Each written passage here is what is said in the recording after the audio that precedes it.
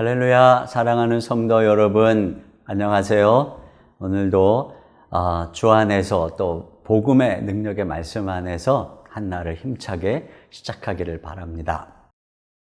자, 오늘 함께 나눌 복음의 말씀은 로마서 6장 1절부터 10절까지의 말씀이에요. 주제는 뭐냐? 믿기만 하면 내 맘대로 살아야도 된다는 말인가? 믿기만 하면은 계속 죄를 지어도 된다는 말인가? 자, 이런 질문이에요. 이것이 바로 이제 여기까지 신칭의 복음을 듣다 보면 떠오르게 되는 바로 그러한 질문인 것이죠. 자, 이에 대해서 바울은 로마서 6장 1절 말씀에 그런즉 우리가 무슨 말하리요? 은혜를 더하게 하려고 죄에 거하겠느냐? 이렇게 얘기하고 있어요. 자, 죄가 넘치는 곳에 그리스도의 용서로 은혜가 넘친다고 해서 그래, 그 은혜를 더하게 하자고 우리가 죄에 거하겠느냐?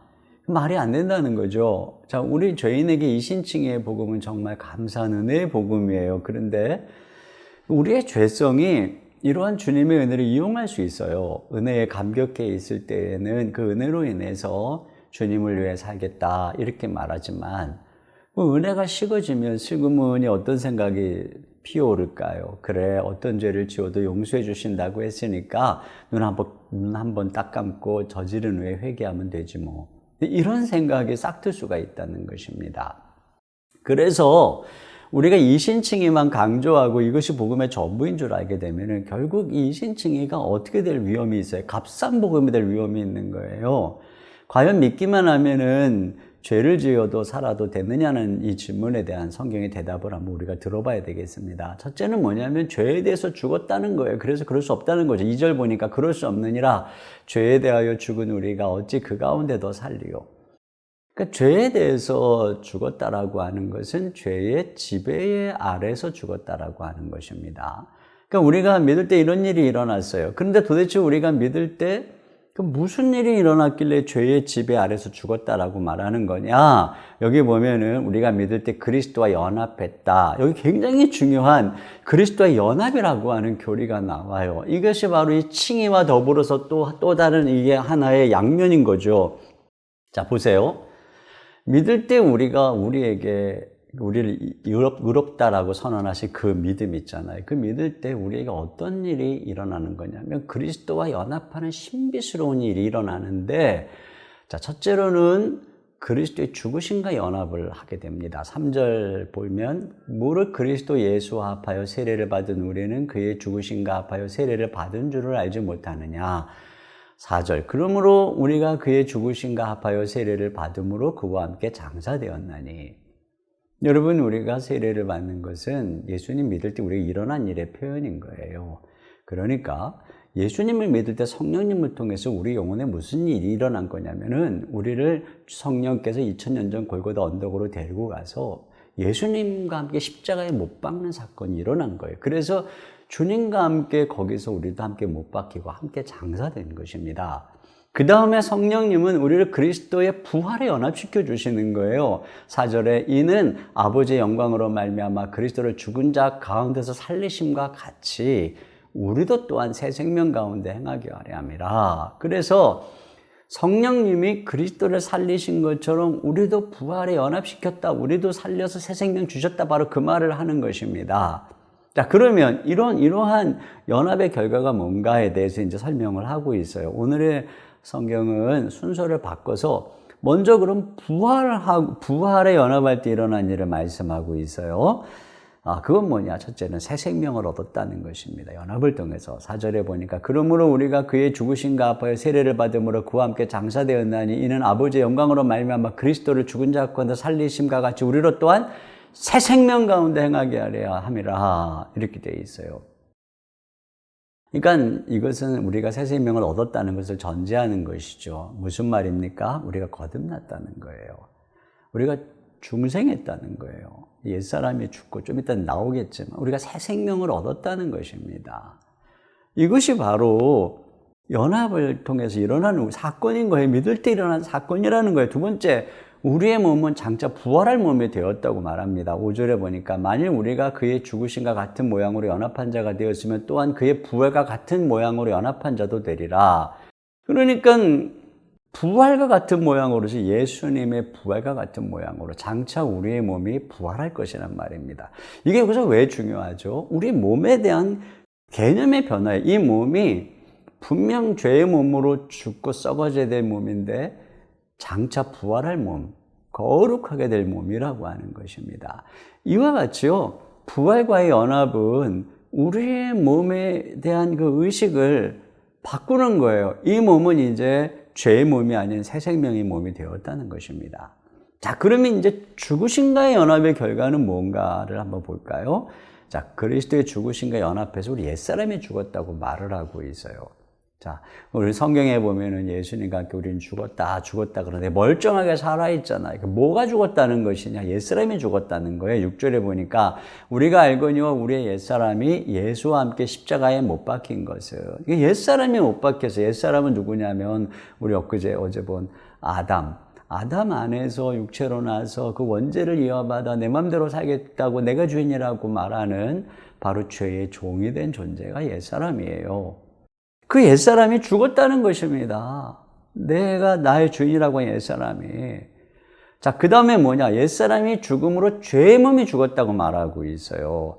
자, 6절에 보니까 우리가 알거니와 우리 옛사람이 예수와 함께 십자가에 못 박힌 것은 죄의 몸이 죽어 다시는 우리가 죄에게 종노릇하지 아니하려 함이니, 여기 보면 이 몸을 죄의 몸이라고 하죠. 그것은 죄의 지배 아래에 있는 옛사람이 이 몸의 주인이 되어 죄를 위해 쓰임받던 몸이다, 이 말입니다.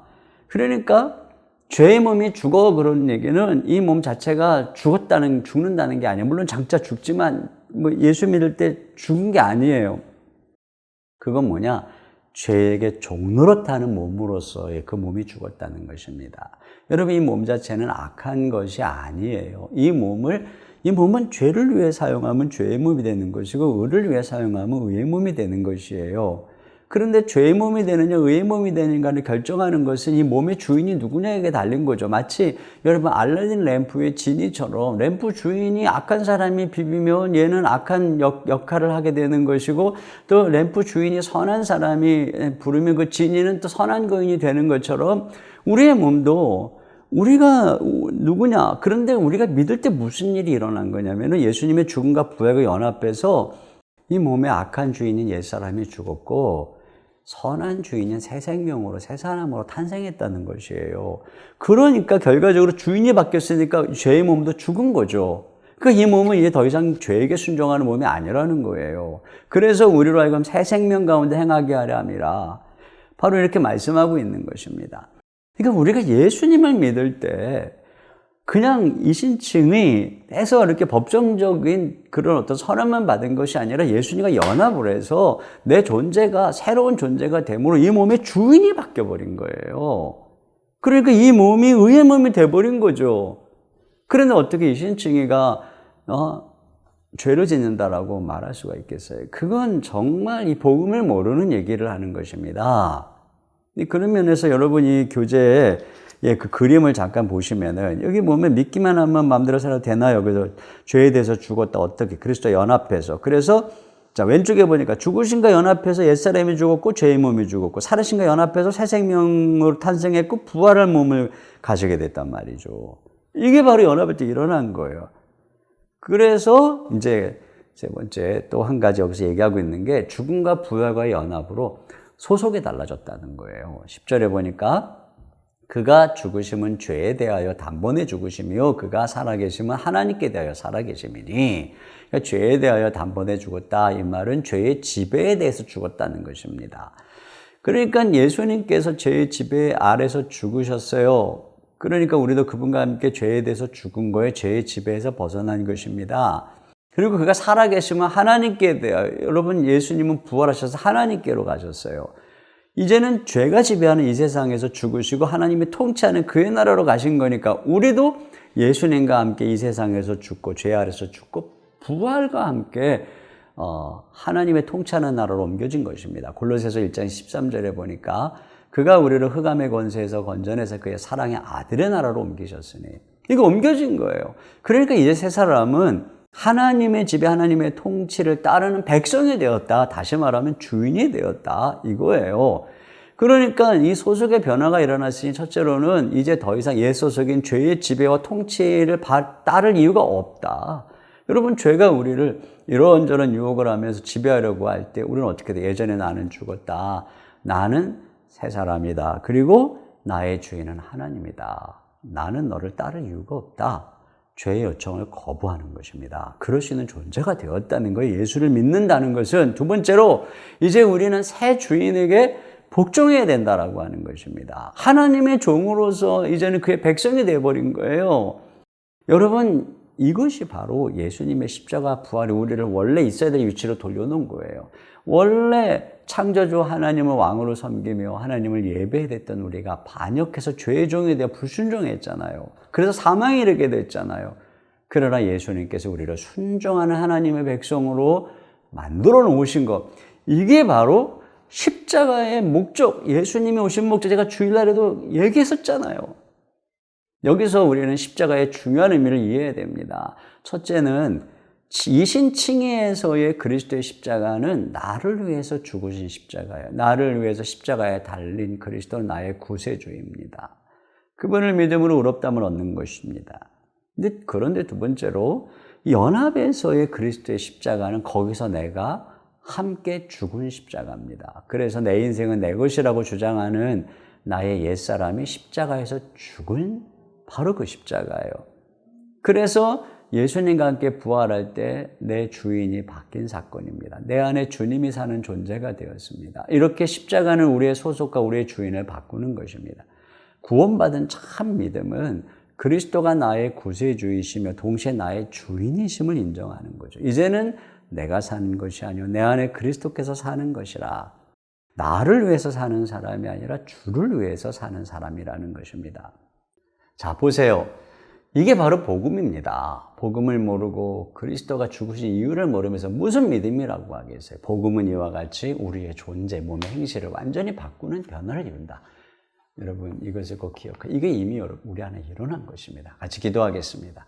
하나님 아버지, 감사합니다. 우리는 예수님의 죽음과 연합하고 부활과 연합해서 죄에 대해서 죽었습니다. 그리고 우리는 이제 우리의 옛사람이 죽었고 우리는 새 생명이 되었습니다. 우리의 몸도 이제 더 이상 죄의 몸이 아니라 부활할 몸, 의의 몸, 거룩한 몸이 되었습니다. 그리고 우리는 이제 죄의 지배 아래 죄의 종에서 이제는 하나님의 종이 되었습니다. 이것이 바로 우리가 예수님 믿을 때 일어난 일인 줄로 믿습니다. 하나님 아버지 이신칭의의 믿음이 우리가 마음대로 죄짓고 살아도 되는 그런 믿음이 아니라 바로 그 믿음은 우리를 예수님의 죽음과 부활과 연합시켜서 우리를 완전히 새 사람으로 빚어서 하나님의 종으로 살아가도록 만드는 바로 그 믿음이라고 하는 사실을 오늘 배웁니다. 주여, 우리가 이와 같이 우리의 인생이 주님의 것이고 또 이 몸이 주님의 것이오니 지금 우리의 삶을 통해서 오늘도 주님이 영광 받으시고 우리는 온전히 주님의 종으로 살아가며 우리의 몸을 의해 병기로 주님 앞에 온전히 올려드리는 거룩한 삶을 살아갈 수 있도록 이 한날도 축복하시고 함께하여 주시옵소서. 사랑하는 성도들, 의의 병기로 살기 위하여 주님 앞에 간구하고 기도합니다. 이 땅에 필요한 모든 것들을 채우시는 우리 아바 아버지 하나님께서 사랑하는 성도들의 필요하고 있어야 될 것들을 채워주시고 저들의 연약함을 아시고 모든 질병에서 치료하여 주사 이 몸으로 주님의 영광 위에 살아갈 수 있도록 인도하여 주시옵소서. 예수님의 이름으로 기도하옵나이다. 아멘.